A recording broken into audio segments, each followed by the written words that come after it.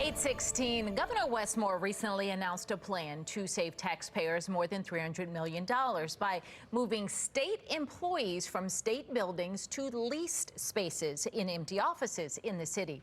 David Williams with the Taxpayers Protection Alliance joins us this morning to discuss that plan. David, good morning. All right, so give us some more details about this. What do you think? Is this a good idea?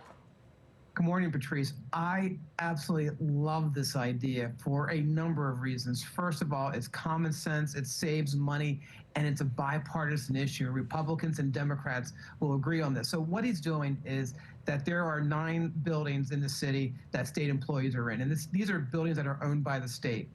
Now, it's coming due a lot of renovations, and it's going to cost hundreds of millions of dollars to renovate these buildings. And the governor said, wait a second, why don't we find leased space in the city? We'll move the employees to these empty offices in the city, and we're going to save some money. And as you mentioned, this is a lot of money they're going to save, $300 million.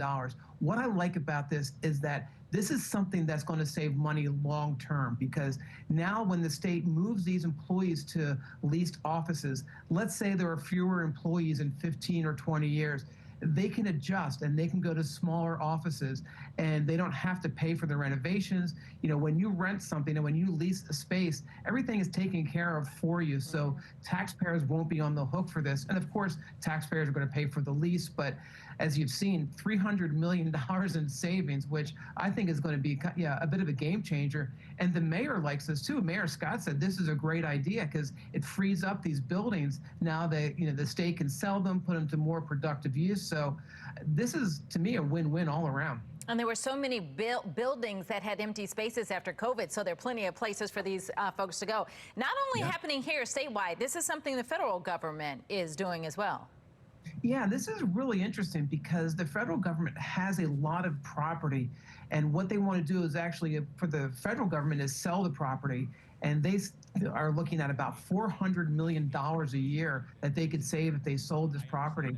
And again, just very much common sense here. So really excited about this, that Republicans and Democrats finally can talk about something together and accomplish something together, right? So usually, David, you have pros and cons. No cons come to mind for you for this? This is all a good plan?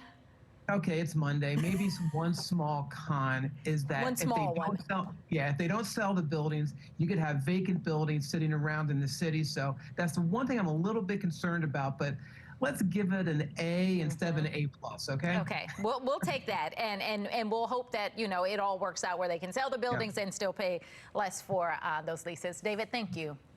Thank you.